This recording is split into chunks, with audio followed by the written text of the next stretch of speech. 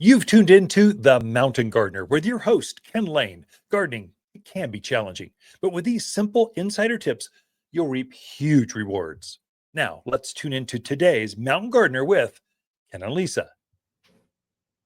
And welcome to this week's edition of The Mountain Gardener. Your host, Ken Lain, here every week talking about the landscapes of northern Arizona. We're well into autumn. We're starting to see some fall color show up at the leading edge. It'll only get brighter, nicer as we progress through this. So you're out in the native landscapes. You've got your sumacs going into color, that bright orange and reds. You're seeing the sycamore just getting a tinge, just starting another couple weeks. It'll be in full glory. Just all that bright gold, those huge, big sycamore leaves. The maples are starting to show just a tinge. Cottonwoods are definitely starting to drop leaves. So we're in autumn. It's right on time. There's a couple things you should do in the yard as you see this season progress. One is fertilize everything in the yard. This is the most important feeding of the entire year is right now. So before Halloween, you really need to fertilize everything in the yard. And you're going to use a nice granular food. So it's something you're going to put down over the rock, around the roots, through the gardens. Just sprinkle it on, and nature will take care of the rest. It'll finally melt through as we rain, snow, as you irrigate, as things happen through the end of the year.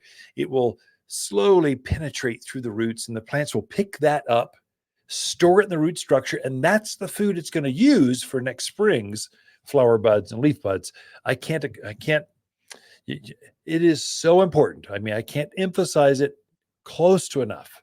If you want lilac blooms, forsythia blooms, if you want fruit tree food, blooms or fruit next year, if you want anything to show off next spring, you really do need to have this food. Your plants, you've been watering like crazy. It's been hot, and you've depleted the food that was sitting there around that root ball. This is not like the Midwest where you've got 8 foot of topsoil. You've got millimeters, if any, topsoil. And so the plants use this soil up. They use the food up stored in that layer, and they can literally run out of food. And so they can starve to death. Or you'll get smaller fruits, less flowers, no flowers. Lilacs are notorious. It takes a lot of energy to produce that huge flower that comes up on those lilacs in March and April. And so you need to fertilize it. And what do you fertilize with? 744 all-purpose plant food. It's an organic food I put together years ago, and it's cottonseed meal, it's some bird guano, some iron, some sulfur, just a magic mix that really is made for this elevation. And it's organic, so you're not going to poison yourself with a bunch of synthetic, petroleum-based fertilizers like a turf builder or some of those things. A lot of those they release so quickly, they go through that root zone so fast, the plant doesn't even have time to pick the food up. And so it's super important. Take your time, many times. It doesn't have to be this weekend. You should feel some urgencies, but as we progress closer to Halloween, you should feel the urgency. So just take when you're in town, you need something to do, spread it out, just put it in a hand spreader. And I just whirl it around. I just kind of go, here, be happy, be comfortable, go to bed, rest well, my landscape, and then bloom for me next spring. And so that's one. If you've got, people are surprised, we can actually grow azaleas, rhododendrons. What else? Deutzia. What else is like an unusual? Daphnes, gardenias, these fragrant, beautiful flowers. If you want those, they're typically spring bloomers. Again, you need to fertilize now to increase that bud. So your lilacs, they're forming buds right now. You can fertilize them now. You'll increase the size of that flower bud, and it'll kind of keep getting larger and larger until finally it erupts with new color, that fragrant, intense lilac fragrance in March, April, depending on your elevation. Also depends on north, south, east, west. Of course, your east exposures will bloom a little bit earlier because you get that morning sun. They just start to take off. So fertilize now. The other one to watch, don't prune those spring blooming plants. You're going to fertilize to increase the flower bud, and then you go in, or you have your landscapers go in, and they hedge things back and they cut off all those flowers. And so you don't want that. So you fertilize now, enjoy the blossoms that come the first of the year.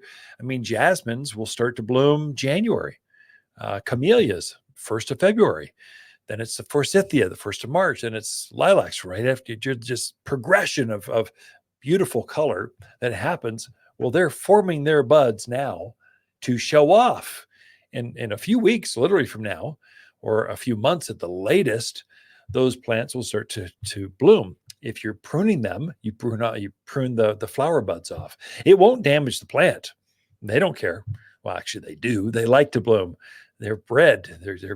They just feel better about themselves and others when they bloom. So enjoy the flowers, fertilize them now, and then watch what you're pruning at this point. Right now, the only pruning I'm doing, only cutting, is I did cut back some of my big hedge plants maybe 2-3 weeks ago.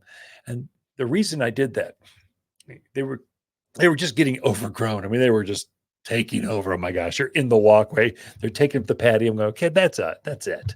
You got to keep in your bounds, cut it way back, fertilized it.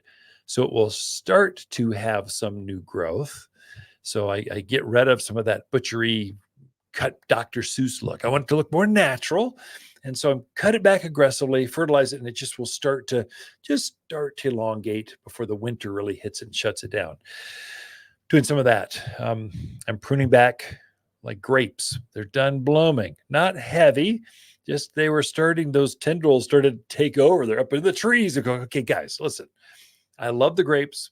I've enjoyed them, but you can't be taking over the entire garden. Come on, just selective. I'll do heavy pruning on those midwinter. I don't feel a hurry to do that. I want it to turn that color. If you prune back too soon, it needs that photosynthesis as it reduces, how do I explain this? As the foliage turns color, it's actually storing up the starches down in the root structure.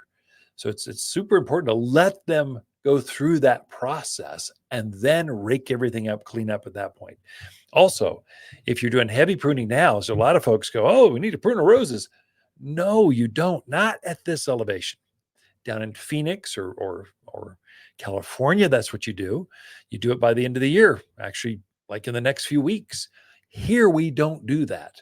We let them go through that fall color. We let them hibernate, and we keep the structure up of those roses through winter because it actually insulates and protects the heart of the plant. If we do get a harsh event, there'll be a couple kind of cold spikes and whoa, it's pretty cold. Oh my gosh. If you leave the structure up on those plants, it takes care of them and insulates them. It just kind of watches after them. It's something unique for the mountain area. So in the Midwest, you're cutting things back real heavy, especially borderline things, and then you insulate them. You're just trying to cut them back so you can make them smaller, so you can insulate them and protect them. Here, we don't do that. We get cold, but we don't get that cold. We don't get crazy Chicago cold. That's why you're here. It's nicer here. It's 4 seasons, but it's super mild. And so just enjoy the season. Enjoy the fall color. I know it's kind of messy. It's part of the whole gardening thing. It's a good life lesson. You'll kind of learn how to just live with the foliage as they drop. By the end of this month, it'll be full fall. By November is kind of the prettiest color.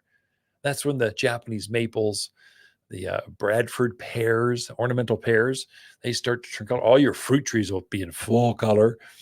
Just a pretty progression of plants. The most important thing I can tell you now, whether it's azaleas or camellias or rhododendrons, fertilize. I cannot emphasize it enough. If you want big flowers there's nothing showier than a rhododendron that's just in full color. The intensity of the color there's nothing like it. Maybe crepe myrtles come close in the summer, but for spring blooms, Azaleas and Rhododendrons, they've got it. And you fertilize those to increase that flower size and have more of them so you have brighter color next spring. Water's October companion plants that grow well together are blaze maple, burning bush, spicy mums, and glamour kale. Few flowers are more elegant in fall than Water's Glamour Kale.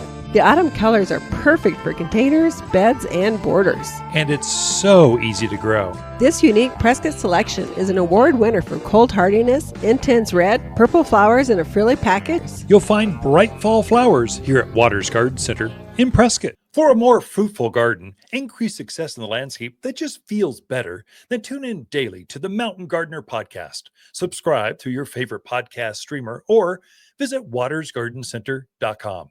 Better yet, visit me directly right here at Waters Garden Center. Thanks for tuning in.